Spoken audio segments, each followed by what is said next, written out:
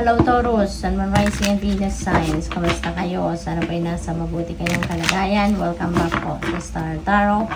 Kung bago kayo dito, welcome din kayo. Thank you for your support. I truly appreciate it. God bless you all, Taurus. Na mensahe ninyo, napakaganda. Ten of Pentacles. This is happy family, no?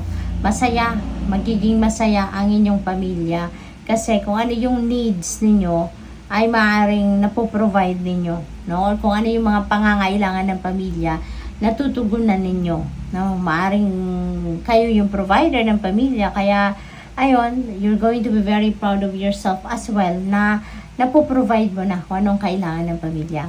At the same time, pagdating naman sa pera, no? Maaaring nakapag-establish ka na din ng inyong financial future. Hindi lang ng para sa sarili mo, kundi para sa pamilya mo.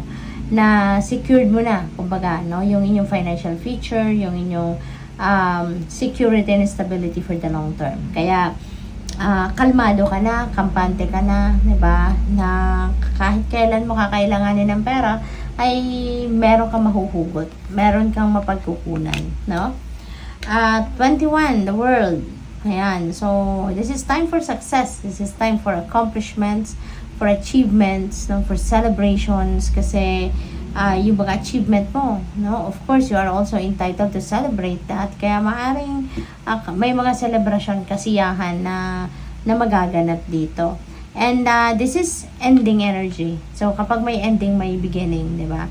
So yung mag-e-end dito, yun na nga yun, yung mga ma-accomplish ninyo sa ngayon. Pwedeng pag-aaral yan, pwedeng graduate na kayo, gagraduate na kayo, or baka merong gagraduate sa pamilya ninyo, pwedeng ganon, or baka merong mga task kayo at hand na ngayon finally matatapos na. Could be matagal ng panahon na pinagtatrabahuan ninyo to, diba? Pwedeng ganon, construction, pwedeng meron kayong project, no? At finally ngayon, it will come to completion na. So, pwedeng ganon.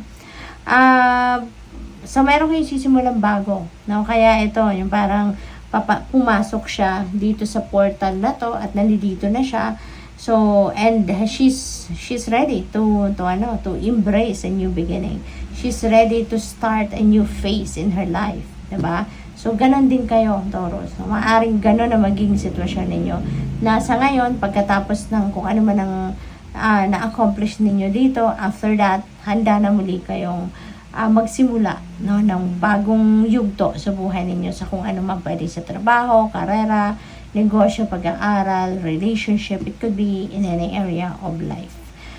Since this is the world, so there could be travel as well dito, no? So pwedeng ang iba sa inyo will be traveling abroad, pwedeng ganon.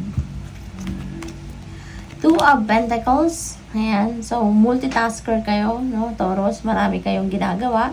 Marami kayong pinagsasabay-sabay siguro na trabaho, or maybe opportunities, obligasyon, responsibilidad, no? So you are multitasker.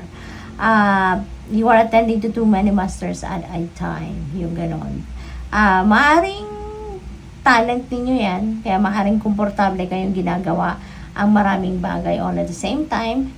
Pero may reminder din dito sa inyo, no, na you still need to balance, 'di ba, your life, kasi hindi pwedeng puro trabaho, 'di ba? Puro obligasyon, responsibilidad ang inaasikaso ninyo. You also need to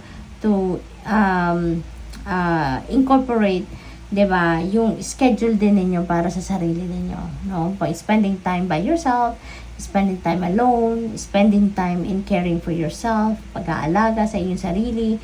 You know, kailangan din na isabay ninyo yan sa listahan ng inyong mga priorities. Okay?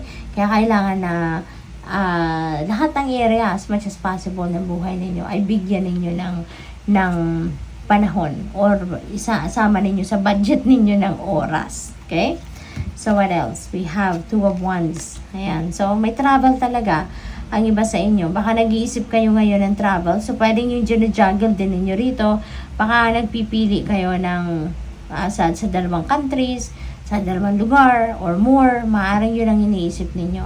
You know, alin kaya rito? Alin saan ako pupunta? Maaring nagre-research pa kayo. Maaring inaalam pa ninyo kung ano yung mga kalakaran sa mga lugar na yan, sa mga bansa na yan. Pwedeng ganon. Strategizing din ito, energy sa 2 of Wands, kaya pwedeng nagpaplano kayo. Maaaring pinagpaplanuhan ninyo mga susunod din yung gagawin with the world energy, di ba?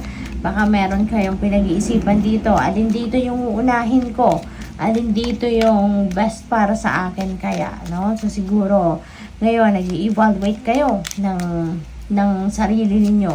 Ano ang gusto ninyo? Ano nga ba yung path na gusto ninyong tahakin? Kasi maybe, yung mga opportunities na nandiyan dyan ay pwede rin na they are connected doon or they are in alignment doon sa kung ano man yung mga gusto ninyo, hindi ba? Kaya maaring yan ang pinag-iisipan din ninyo at namimili kayo.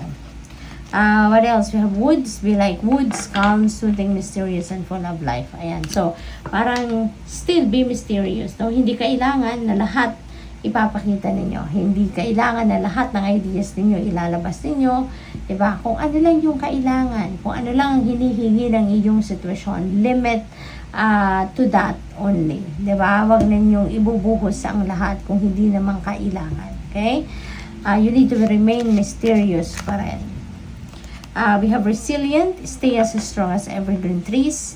Napakagandang reminder ito para sa inyo kasi maaring dito sa mga bagong ganap sa buhay ninyo with the world, di ba? Mayroong new beginning, mayroong mga bagong yugto kayong sisimulan, no? Be resilient. Continue to be resilient para nang sa gayon.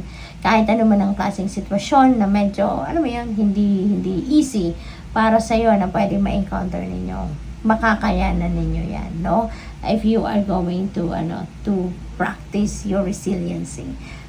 Pinag-ano na kayo pinagtibay na kayo ng panahon. Diba? Kaya marami na kayong natutunan sa buhay, matatag na kayo, matibay na kayo, resilient na kayo. Kaya continue to be one, okay? We have time, embrace in the dewdrops of life before they disappear with the morning sun. Ayan. So parang, in other words, parang sinasabi dito na you need to embrace or you need to embrace whatever it is that is unfolding right before your eyes at the moment, no?